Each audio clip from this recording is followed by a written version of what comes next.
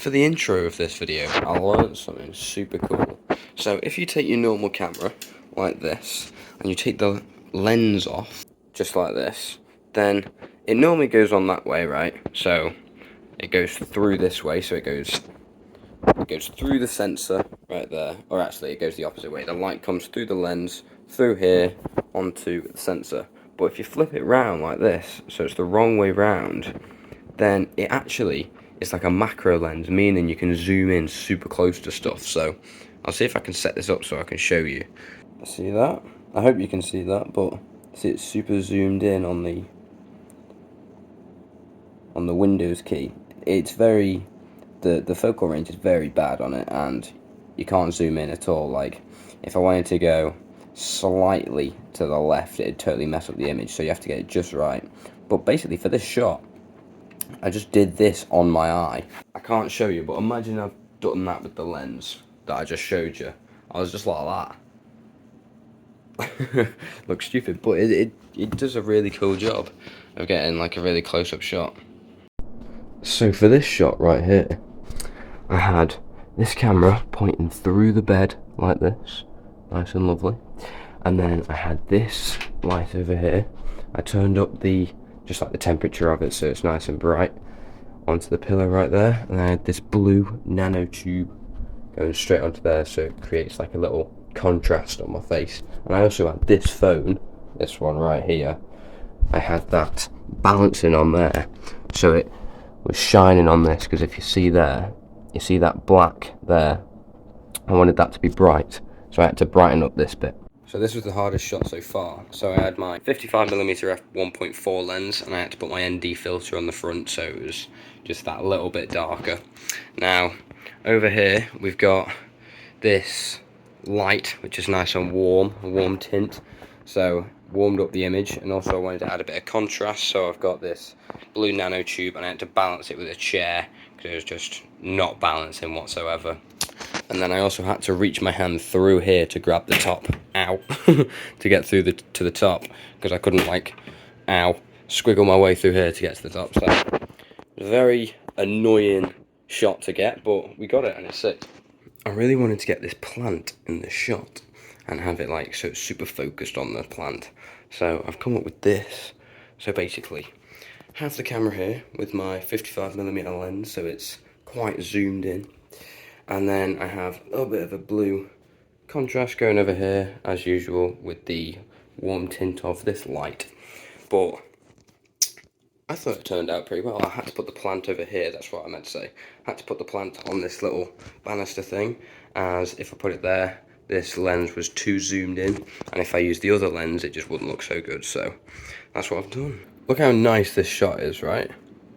First of all, you've got like the shadows, like the leading lines right there, so symmetrical. You've got like the warm tint at the top, and then you've got the blue tint at the bottom with like elements of red there. Like, it's symmetrical where the reds are as well. You've got a nice little tree, but it's super nice. Even on here, on the little stove grill thing, you've got like, see how it's like blue in some parts and then like an orangey sort of gold colour. Oh my god, it's so nice. And the best part about this shot, it was completely natural. I literally just turned around, pointed the camera at there, because I just saw this, I saw the light here, I was like, well, that might look good. Boom, completely natural lighting. I haven't colour graded this yet at all. That is exactly how it looks on camera. It didn't look like that in real life, but on camera, this is exactly what it looked like. Oh my god, this is my favourite shot so far. I'm really trying to work on sound design this time. So, if we look here, we've got like dishwasher machine, running refrigerator, you've got like the clock ticking, you've got like the different ambience and stuff. You've got a cat purr right here, you know what I mean? Like, I'm just trying to put anything in that I can. Like, when I take this hanger off, it's like a type of sound, like as if the hanger's being taken off.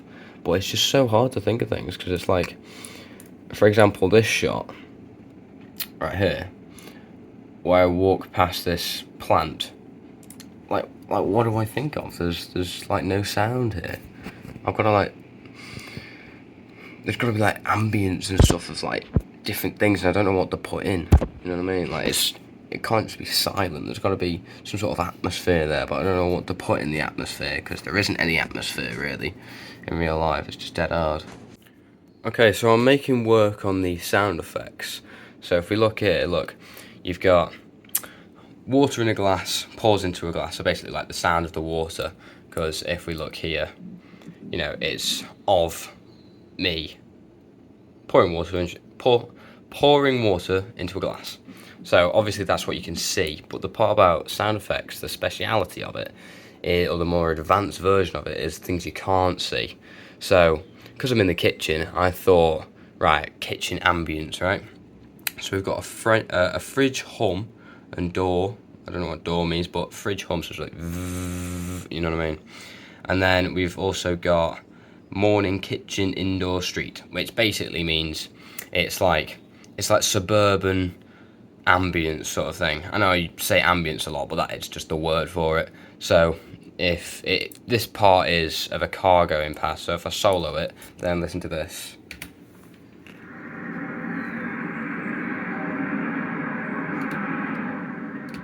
Right, and then I thought, how about when I finish pouring my glass of water, that's when the car goes past, like it's, you know what I mean, sort of, it ends it, and it's almost like a riser almost. It's really nice. And then just for a point of view, I'll mute all of the sound effects just so you can see what it's like without any sound effects. This sound effect wasn't long enough, so I had to duplicate it and put it there. And I've also got a different one, so I've got like 2 different water glass sound effects, which is quite cool. So this is what it sounds like without any sound effects.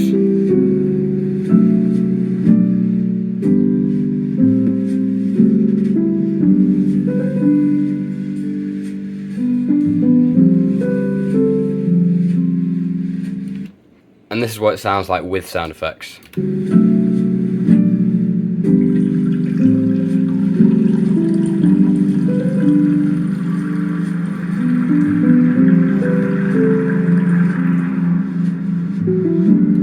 See, so it makes such a big difference. It gets you into the feel, like the mood of the actual place you're in. It makes you feel like you're there. It's really cool. Okay, so the video is finally done. And there are a few problems that I had, so I'll just show you them real quick. So at this point, where the egg transitions into the cinematic morning, it did this weird thing. So it showed like pixels like up here, so you'll see what I mean. There's no sound, but pretend there is. Look at that. And I couldn't get rid of it, and I was like, oh my days, am I really gonna have to leave that in the video? But instead, I just decided to add a little transition there, and also it's really nice because it's sort of, it fades in with like the egg in the background. It's really nice. So it's like some really cinematic gold colour. It's lovely. But that fixed that problem.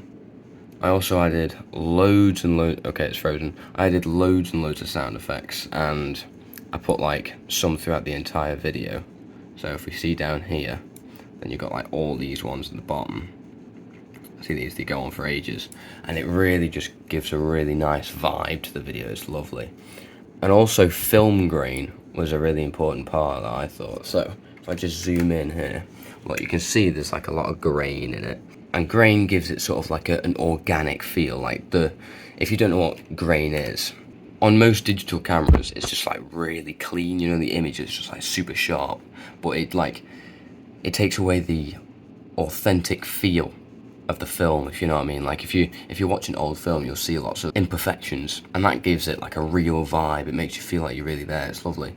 So film grain I wanted to add. The only problem is YouTube compression. So when you upload a video to YouTube, it compresses the file, and then you can't see the film grain, or it just makes it look like mush. So I'll show you an example.